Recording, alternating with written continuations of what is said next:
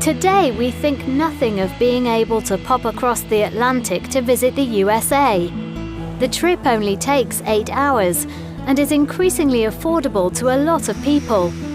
It's easy to forget that just 100 years ago, the journey from the UK to New York took a week.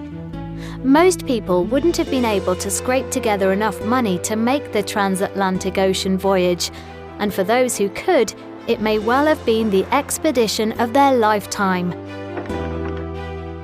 And this must have been the case for many of the passengers on board the Titanic when it embarked on its ill-fated voyage in April 1912. Owned by the White Star Line, the Titanic and her sister ship, the Olympic, must have been an impressive sight. At nearly 270 meters long and a towering 53 meters high with 9 decks, the Titanic was the jewel in the crown of the White Star Line's fleet.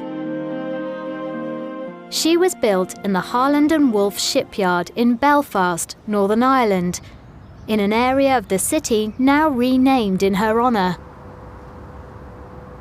The regenerated Titanic Quarter is also now home to the award-winning Titanic Museum. Since its opening in 2012, it has attracted over 500,000 visitors a year and brought in millions of euros to the local economy. In a building designed to look like the bow of a ship, the museum now dwarfs the Harland and Wolff offices where the Titanic was designed. The Titanic left the port of Southampton on the south coast of England on the 10th of April 1912. She made 2 brief stops before starting her journey across the Atlantic towards what should have been her final destination, New York. She was carrying 1,343 passengers and 885 crew members. The trip to New York was her maiden voyage. Some passengers, in first class, were rich and famous. But most second and third class passengers weren't rich. They were people from across Europe travelling to America to start new lives. The story of the Titanic is so famous that everyone knows how the voyage ended. Just before midnight on Sunday, the 14th of April, as she was sailing towards the coast of North America, the ship hit an iceberg and was badly damaged. 2 hours and 40 minutes later, the ship sank.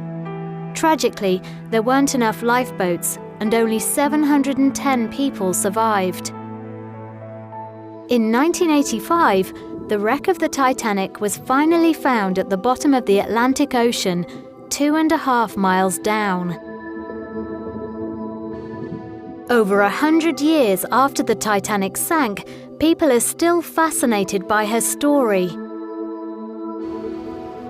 And for Susie Miller, who leads tours visiting Titanic sites of interest around her hometown of Belfast, it's also a very personal story. I can remember, as a small child, my grandmother taking me to see the Titanic Memorial, which stands in the grounds of Belfast City Hall. And she pointed up at the name Thomas Miller on the plinth and told me that that was my great-grandfather. My great-grandfather worked here in Harland and Wolff in the shipyard which built Titanic, and he had helped to construct the engines for Titanic and its sister Olympic. And Tommy Miller has a special place in the history of the Titanic. He's unique. He's the only one of the crew who worked on the construction of Titanic for Harland and Wolff and then worked for White Star as one of the crew. Like many people on the ship, Tommy was leaving Ireland to start a new life in America. Before my great-grandfather left Belfast, he said his goodbyes to his 2 sons, and he gave each of them 2 new pennies dated 1912, and he told them not to spend those coins until the family was all together again. Sadly, Tommy was one of the crew members who died, but his family never forgot him. My grandfather kept those 2 pennies all of his life, and he passed them down through the family, and we still have them in the family today. But why is the story of the Titanic still so famous after 100 years? Susie Miller thinks that there might be two reasons that people will always be interested in the Titanic. You've got the biggest ship in the world with the richest people in the world and the poorest people in the world sailing across the Atlantic, and on the maiden voyage it hits this iceberg and it's a disaster.